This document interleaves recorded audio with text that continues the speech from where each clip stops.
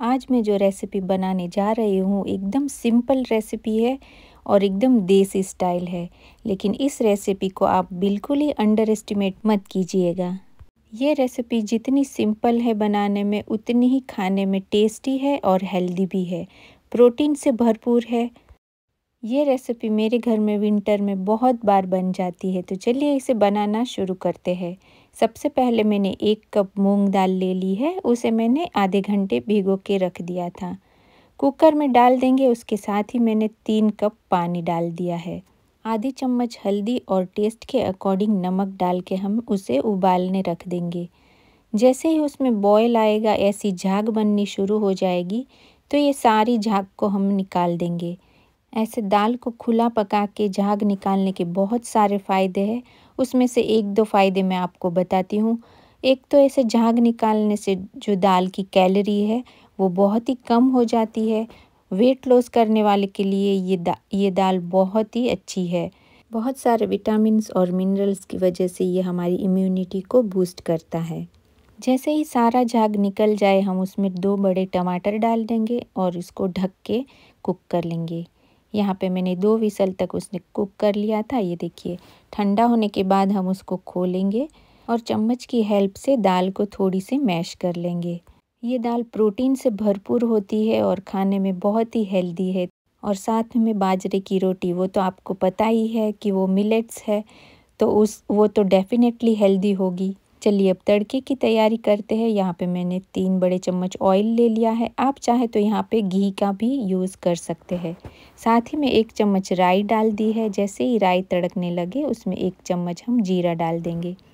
4 से 5 बड़ी कलियाँ मैंने गार्लिक की काट ली है, गोल गोल शेप में काटी है। आप चाहे तो इसको क्रश भी करके डाल सकते हैं। साथ ही में मैंने 3 बड़ी ग्रीन चिली डाल दी है और थोड़े से करी पत्ते। सारे तड़के को हम अच्छे से फ्राई कर लेंगे। जैसे ही गार्लिक थोड़ा गोल्डन ब्राउन होने लगे, हम उसमें दाल को पोर कर देंगे और इसको ढक के 2 से 3 मिनट तक छोड़ देंगे।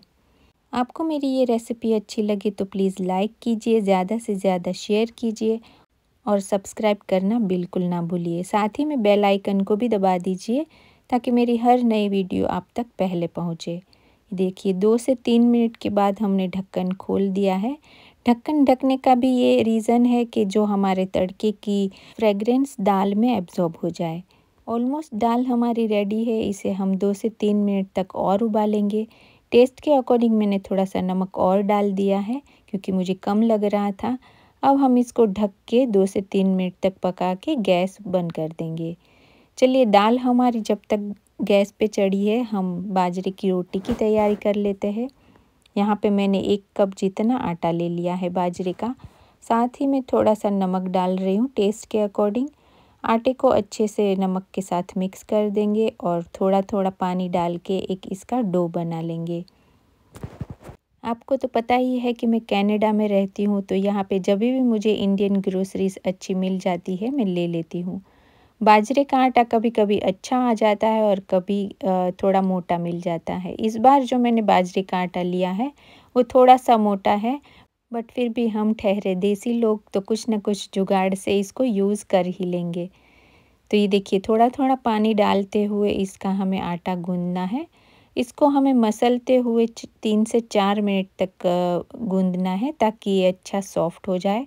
क्योंकि थोड़ा सा मोटा है मेरे बाजरे का आटा, तो मैं इसे थोड़ी देर और गूंदूंगी ताकि ये थोड़ा सॉफ्ट हो जाए।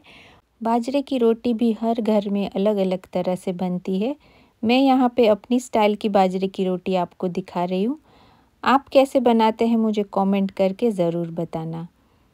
अच्छे से मैंने बाजरे के आटे को मिक्स कर दिया है और अच्छे से इसको गूंद लिया है। ये देखिए, थोड़ा सा सॉफ्ट भी हो गया है ये।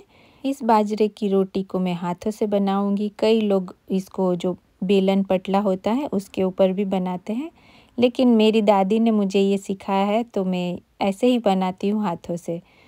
पहले इसे गोल शेप दे देंगे और उसके बाद एक कोन का शेप दे देंगे ताकि जब हम उसका गोला बनाए तो साइड से ज़्यादा फटे नहीं।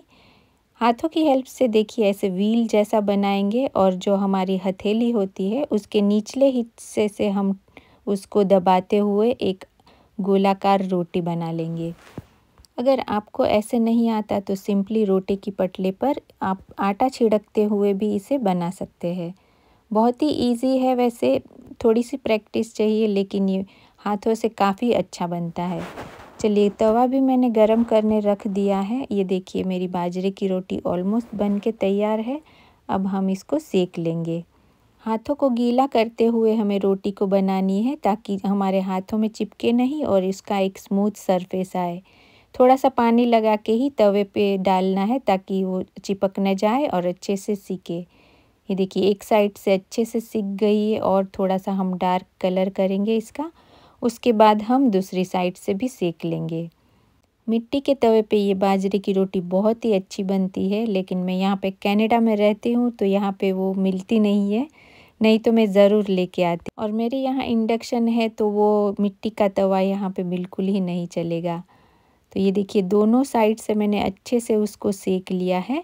अगर मिट्टी के तवे पे हम जो बाजरे की रोटी बनाते हैं वो बहुत ही अच्छी फूलती है। चलिए, बाजरे की रोटी तैयार है। अब हम इसके ऊपर घी लगाएंगे। तो बिना कंजूसी किए हुए हमें यहाँ पे बहुत सारा घी लगाना है। अब हेल्दी खा रहे हैं तो थोड़ा सा घी तो बनता है। बाजरे की रोटी के साथ घी का कॉम्बिनेशन बहुत ही अच्छा है और खाने में एक बहुत ही अच्छा टेस्ट देता है। रेसिपी आपको अच्छी लगे तो अपने फ्रेंड्स और फैमिली में इसे ज़रूर शेयर करना और कमेंट में मुझे ज़रूर बताना कि आपको ये रेसिपी कैसी लगी। इस दाल और बाजरे की रोटी को खाने का भी एक तरीका है। बाजरे की रोटी को हम चूर देंगे, मतलब उसके छोटे छोटे टुकड़े कर देंगे। उसके ऊपर बहुत सारी दाल डालेंगे और बहुत सारा लेमन जूस। उसको अच्छे से मिक्स करके उसको हाथों से खाना है, चम्मच से बिल्कुल मत खाइएगा। चलिए, दाल और बाजरे की रोटी दोनों तैयार है तो इसे हम सर्व कर लेते हैं। इस दाल को अगर आप बाजरे की रोटी के साथ ना खाना चाहे तो इसको राइस के साथ भी आप एंजॉय कर सकते हैं। ये देसी खाने की रेसिपी आपको कैसी लगी मुझे कमेंट करके ज़रूर बताना। अगर सारी प्रिपरेशन के साथ भी अगर इसमें टाइम गिनो तो आपके आधे घंटे में दोनों चीज़ें बन के तैयार हो जाती है। खूब सारे धनिये से मैंने इसको गार्निश किया है और लेमन के साथ इसको सर्व कर दिया है।